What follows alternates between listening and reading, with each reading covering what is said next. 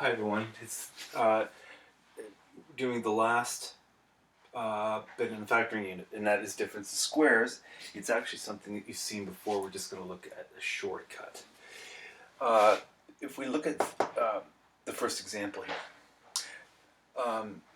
difference of squares, difference meaning subtraction, and squares. So two perfect squares are being subtracted. There's a pattern to this, and I think you've done them when we've looked at them before. We've done it as if it's an A equals 1 pattern.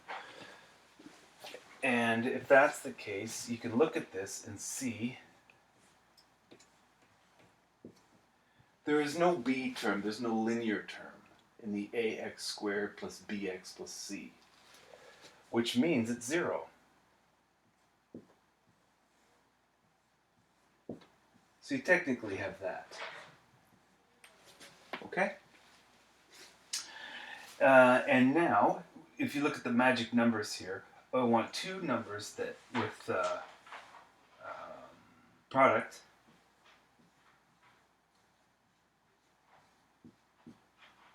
is negative 25,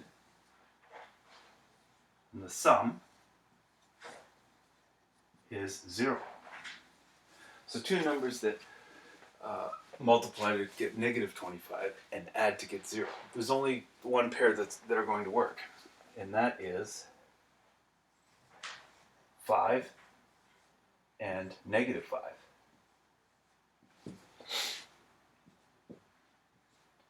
So this will factor into x plus 5 times x minus 5.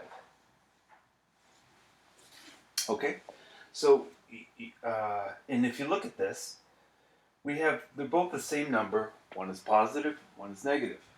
Hence, when you add them, you get 0.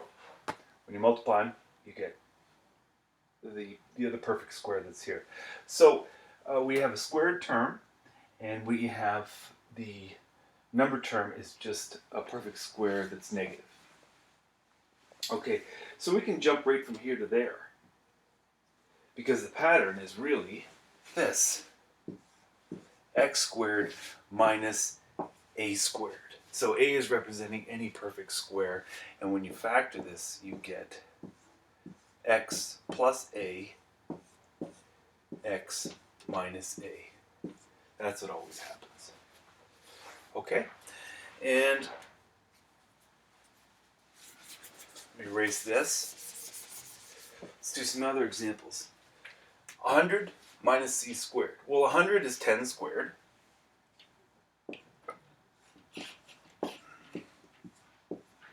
Okay?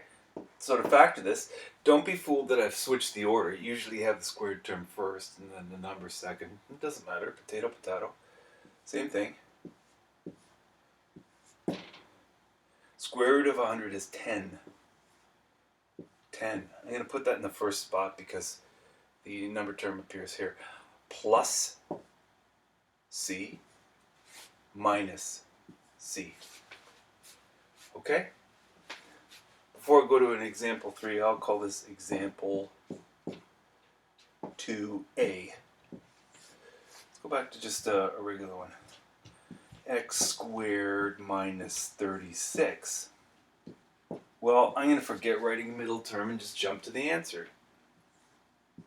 Looking at the pattern, because mathematicians are lazy. X plus 6, x minus 6. Why 6? It's the square root of 36. If you don't believe it, multiply it out, and you should get back to the same result. Looking at the last example here, example 3, this at first does not look like a difference of squares because I look at 98. 98 doesn't have a whole number square root. And also, this is a 2 in front of it. That's a little warning bells. No problem. Well, because we can first factor 2 out of this and say, okay, well, let's take out 2. And inside we would have x squared minus 2 into 98. Sorry. 49. Now, what we have here is a difference of squares. So keep 2 out, and we'll have x plus 7 x minus 7. Okay, that's it. Difference of squares. It's not really a problem. I think most of you could possibly not even seen this, and you do it using the a equals 1 method. That would work. It's just a little long. You could even use decomposition. That'll work as well. Eventually, if you had done that, you probably would eventually notice this pattern and adopted it from there on. So it's really just a little shortcut thing. So your next assignment, we're going to wrap up all of factoring and give you a bunch of them. So we're going to review. It will look at all the ones that we've done. We've done grouping, common factoring, a equals 1, decomposition, finally difference of squares. So this last wrap up will be a little bit of everything, full smattering of everything, and then we move on to the next unit. So good luck, keep factoring, stay isolated.